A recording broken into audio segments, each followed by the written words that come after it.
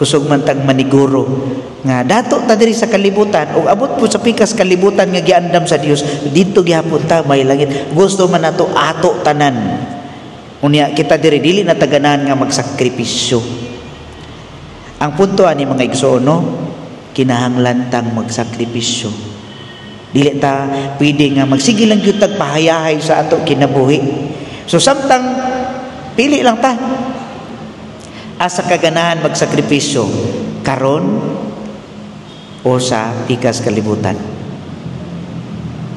Mas maayo nang diri pa lang daan, daghan na tag pag-antos, daghan na tag pagsakripisyo, daghan na tag paghalad ngadto sa Dios. Taliwala sa kalisod o kapait na ato ang trials sa matag adlaw, kay kabahin kini sa paghas-has sa atong pagtuo kaniya, o kabahin kini sa ato ang pagtuo nga maoy magdala kanato sa dakong paglaom, o kita mahatipon mapariho ngadto pagadadon didto sa kahimayaan sa laing kalibutan. So kanang imong pagsakripisyo karon, imong gibati karon, mga sakit, mga kapakyasan, mga kapilihan, pagdaog-daog, pagtamas-tamas, giunsa ka na lang, ihalad ka na ngadto sa Dios.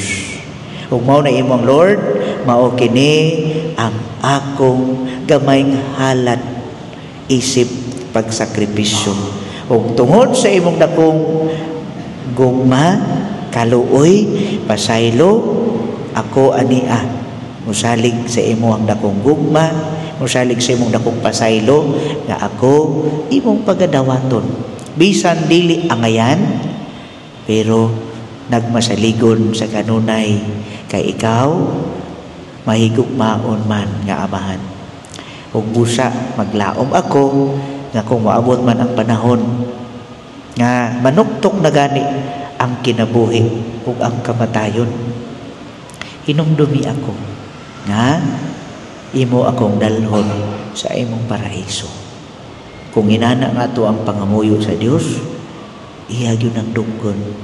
Oo, of course kinahanglan sad ang ato ang batasan nga usbon nato, kay magampo tag nindot kaayo pero ang batasan mao ra man gihapon. Murag mayon ng San Pedro time sa Lord kay ako paninghas-hasag maayo, no? Madugay ta sa purgatorio. So may na nga diri pa lang daan kanang kalisod nato, isipan na nga purgatorio nato diri sa kalibutan. Aron mag-abot na nato sa laing kalibutan, gamay-gamay na lang ang panahon nga has-hasan kita.